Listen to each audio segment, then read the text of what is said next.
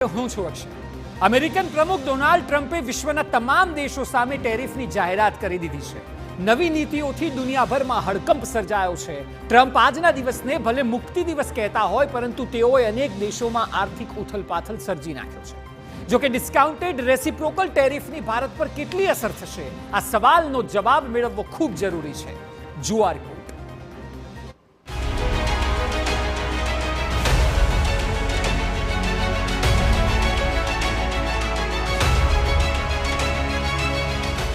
Tariff નીતિથી હડકંપ. Bharat પર 26% tariff.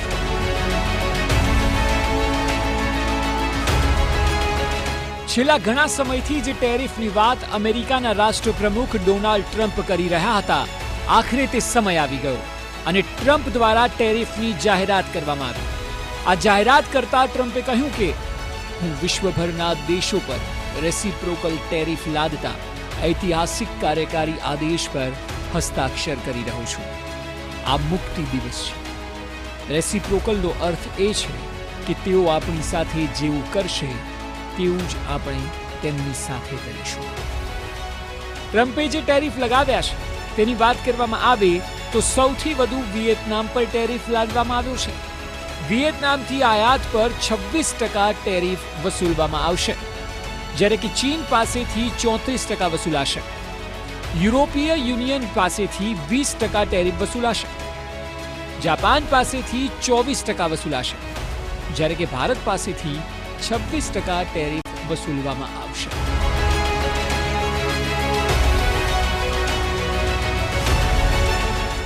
આ તરફ ભારતમાં ઓટો, ટેક્સટાઇલ, કૃષિ સહિતની પ્રોડક્ટ્સ પર ટેરિફ લાદવામાં આવ્યો છે, જેમાં સોના, ચાંદી, ઇન્સ્યુલિન સહિતની 50 પ્રોડક્ટ્સને બાકાત રાખવાથી તેના નિકાસ વેપારને કોઈ અસર નહીં થાય. ફાર્મા કંપનીઓને રેસિપ્રોકલ ટેરિફમાં ઘણા અંશે રાહત મળી છે. જો કે કન્ફેડરેશન ઓફ ઓલ ઇન્ડિયા ટ્રેડર્સના જનરલ સેક્રેટરીનું કહેવું છે કે ભારતને ઓછામાં ઓછી અસર કઈ રીતે થાય તે અંગે ભારત સરકાર અમેરિકાની સરકાર સાથે આવનારા સમયમાં ચોક્કસ વાત કરશે તેવી અપેક્ષા તેઓને છે. सामड़ो शू कहें. निश्चित रूप से हमारी सरकार इसके इम्प्लीकेशंस को ध्यान में रखेगी और कोई ना कोई कदम उठाए जाएंगे. अमेरिका के साथ हमारे बाइलेटरल ट्रेड की बात भी चल रही है, तो मुझे लगता है कि कुल मिलाकर के जो भी टैरिफ उन्होंने लगाया है वो किस पर्सपेक्टिव में लगाया, हमारी सरकार निश्चित रूप से इस पर विचार कर रही होगी और ट्रंप एडमिनिस्ट्रेशन के साथ बातचीत करके इसका मिनिमल इफ़ेक्ट कैसे पड़ सकता है भारत और अमेरिका के व्यापारिक रिश्तों के बीच में, वो चीज़ें तय की जाएंगी. જો કે અમેરિકાના આ પગલાથી વિશ્વના મોટાભાગના દેશોએ પોતાની નારાજગી વ્યક્ત કરી છે.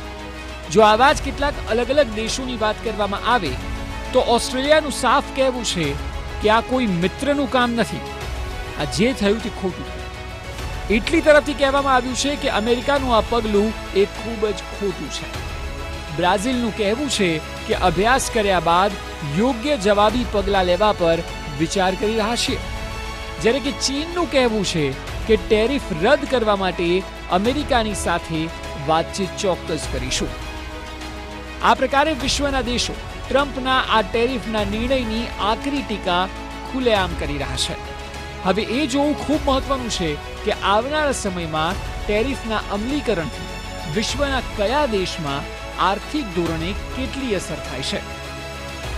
Bureau report, TV9.